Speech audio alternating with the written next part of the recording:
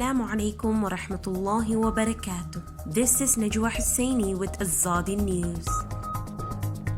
Burma seizes boat carrying 228 Rohingya. Critics blast coalition attempt to shield future fund from FOI laws.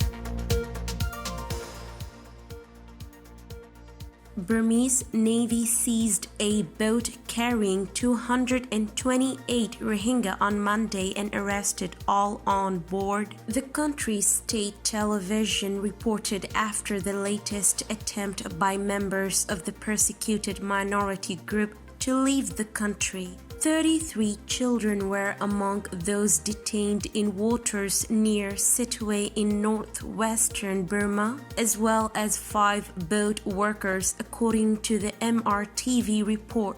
Those detained were handed over to police and immigration authorities. A spokesperson for Burmese military government did not immediately respond to calls seeking comment. A local government official confirmed the incident but declined to provide details. Images broadcast by the station showed people huddled together on the floor of a long wooden boat, including several veiled women clutching small children, a scene reminiscent of other perilous journeys taken by Rohingya in recent years. At least 32 Rohingya died on a ship that drifted for weeks after it failed to reach Malaysia in 2020.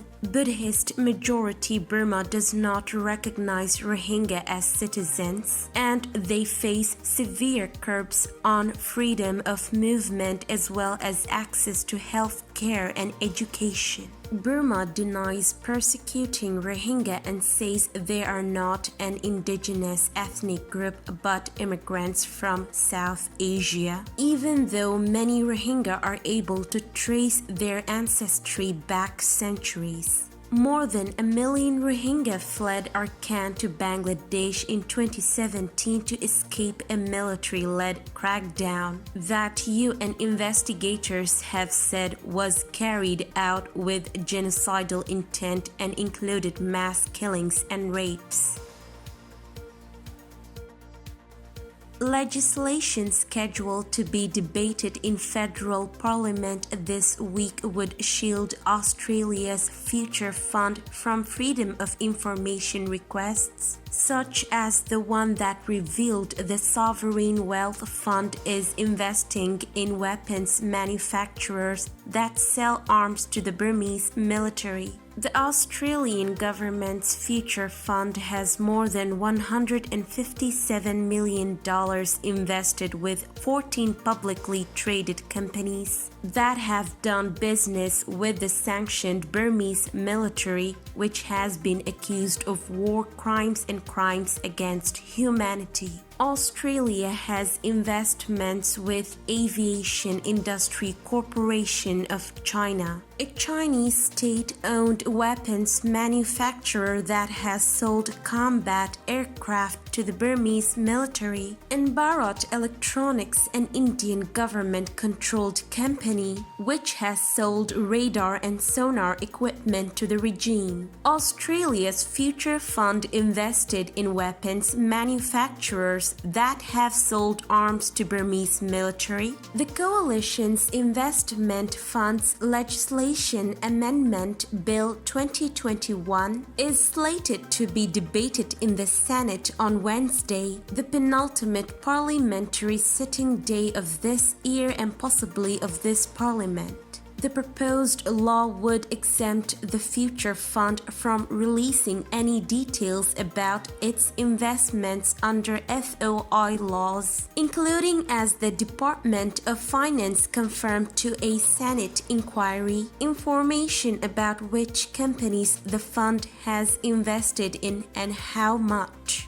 Green Senator Nick M.C. Kim has tabled amendments that would remove the future fund's FOI exemption and require the fund to publicly report its investments every 6 months. the Future Fund, which controls nearly $250 billion in funds and has 182 employees, has previously said the 10 to 20 Freedom of Information requests it receives each year are administratively burdensome. MC Kim told The Guardian it was grossly inappropriate Australia's sovereign wealth fund was investing public money in arms manufacturing, let alone in Chinese state-owned corporations supplying weapons to Myanmar's military regime. He said the fund should immediately divest its investments in arms manufacturers and argued the proposed government legislation was unjustified and unnecessary. Rather than more secrecy, we need far greater scrutiny of their investments,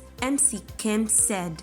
Under the government's proposal, we would never have found out about the Future Fund's investments in companies linked to the Myanmar military. The Australian people have a right to know how their money is being invested and into which companies. Introducing the bill into Parliament in August, the Employment Minister Stuart Roberts said, having future fund investments subject to the scrutiny of the FOI regime presented an investment and governance risk.